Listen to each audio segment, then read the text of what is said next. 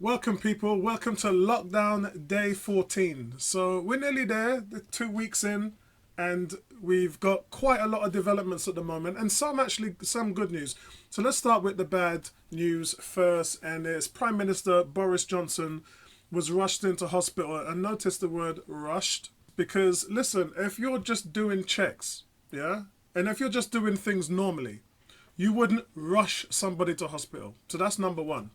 Number two, it was said that if you had very minor symptoms or mild symptoms, then you should stay at home.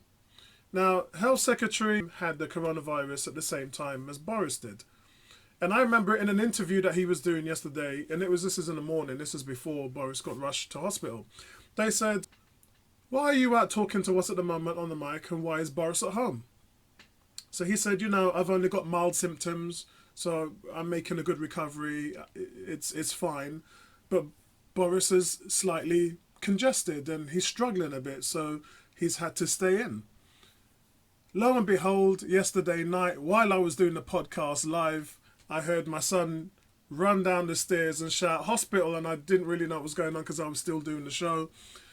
And then I found out halfway through, I think it was Daniel Millington, sent a message through in the chat while we was in the forum and obviously told us what was going on. So it's in my opinion that they're just trying to smooth this over to make it sound safe, to not really worry anybody. But in my opinion, from what we've already been told, if you're going to hospital, that means you need a ventilator. And if you need a ventilator, it means you're having trouble breathing. And if you're having trouble breathing, that's not mild. That's considered quite serious. I think we should just pray for Boris Johnson right now. I think we should just put him in our prayers and best wishes to him, and I hope he makes a full recovery. But for now, I'm slightly concerned because I understand how this thing plays out. Now, other than that, we've had some real naughty stories as well. So let's do the naughty things first as well. So the government has told us that we should be staying in, we should be self-isolating, and we should be practicing self-distancing. So what happens in Scotland? Dr. Katherine Calderwood has now resigned because she was caught going to her second home. Now, it wasn't the fact that she was going to her second home that was a big issue. The big issue was it was the second time in the week that she did it. And honestly, you practice what you preach. You're telling the people to do something that you're not doing yourself. The hypocrisy is mind-blowing. So, look, she's gone, and rightly so. And let that be a lesson to everybody at the top end, yeah, who's important in this country, to practice what you preach. Now, other than that, the worst thing about this was Kyle Walker from Manchester City. You got caught, my brethren, trying to have a party with two sexual workers, shall we say, yeah? Okay, you got caught having a little party because you couldn't keep yourself entertained. Oh my God. I mean, how does this work? I really don't know. But bro, you got caught. And there's people out there just consistently breaking the rules. You're not listening. And speaking of not listening, one of my last videos said it's going to be a big test for the UK because the weather's going to get warmer. Yesterday in my city, it was 23 degrees, yeah? And on Wednesday, it's going to be about 25. So you're going to get hot. What happened? Well, people roaming around the parks. Brighton, this is a picture here of Brighton Beach. And people are just walking around like nothing's wrong. I'm not saying there's no self-distancing going on. I'm just saying people are out in their droves. Bro, that's not what they're telling you to do. They're telling you to stay home. And I get that some people don't have the luxury of a garden and a front garden and a rear garden. I get it. Look, I tried to take my bike out yesterday to try and revive. I haven't used my bike in a while.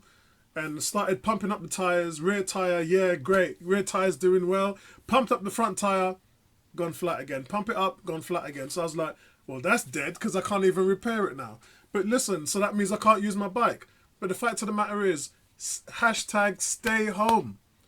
How many times, you guys, this is what got us into this mess. Because everyone knew about it and just walked around like nothing was going on.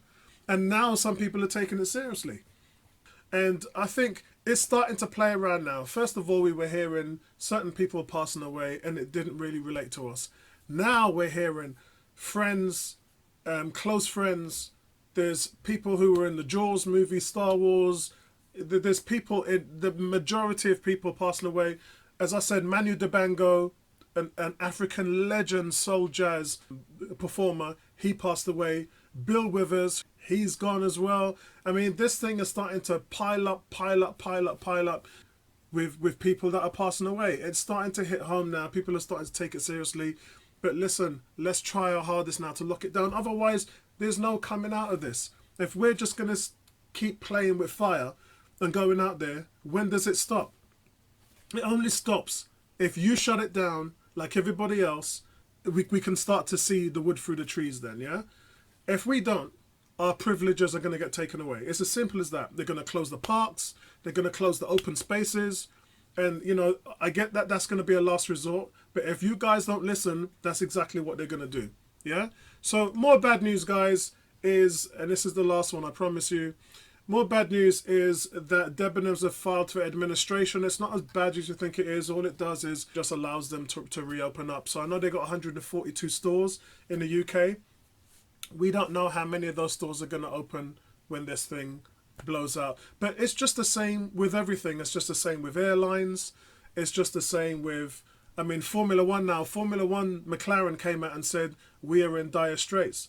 Because what you guys have to remember is most of those teams earn around 100 million for every 5 races. If there's no races, they're not earning any money. And they've got to keep, this is an expensive sport. It's not cheap. And I think that's where we're going to start to feel the pressure is all these luxuries that we had before, the world is not going to be the same.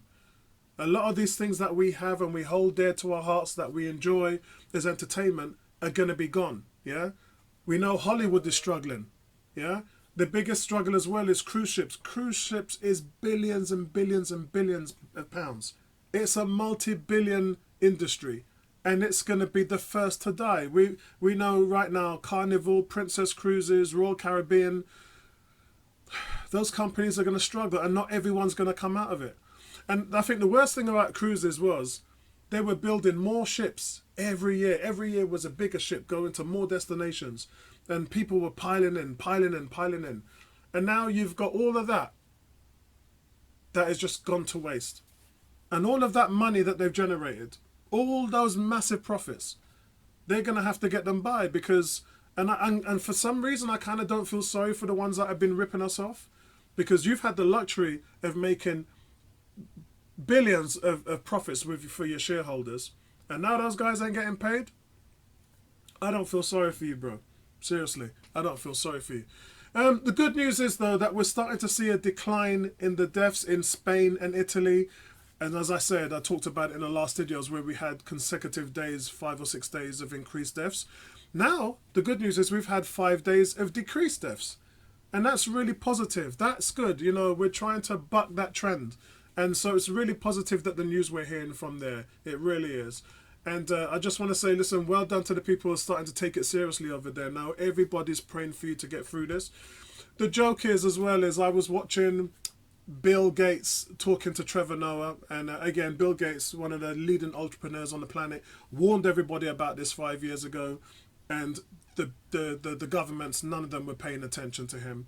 And I hope that they've learnt from this. I hope that they can do what South Korea did with MERS and get yourselves more prepared. And I think that that's going to happen. I think that the voters as well, with every manifesto, I think you've got to look for that manifesto, find out what them policies have, find out who's going to be prepared for something like this.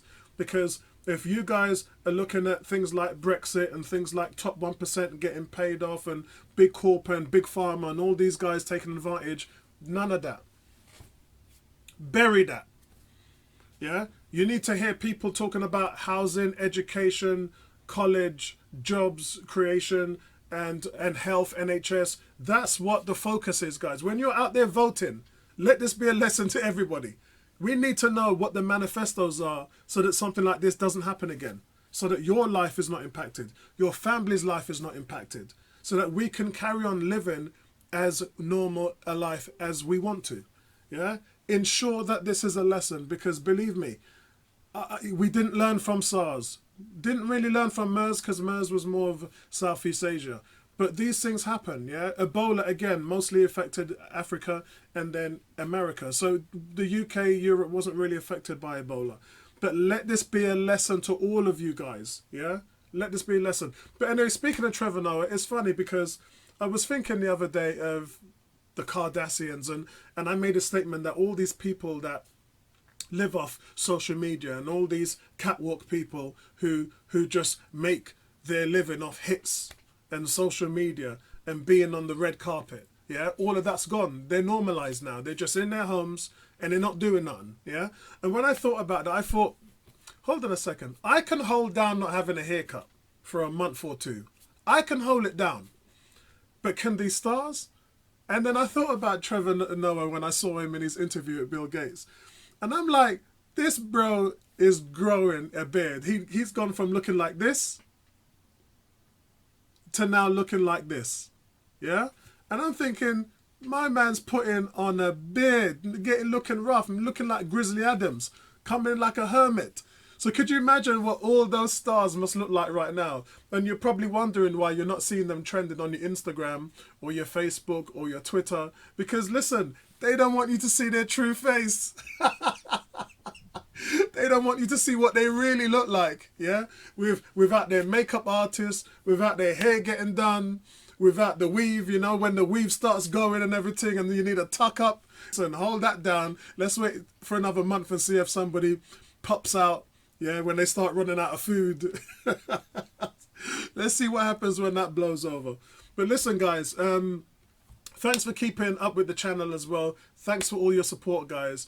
Appreciate the love. And listen, you guys, hold it down, subscribe to the channel, and look after yourselves. Pray for your family, pray for your friends, yeah, because this thing is starting to affect us all now.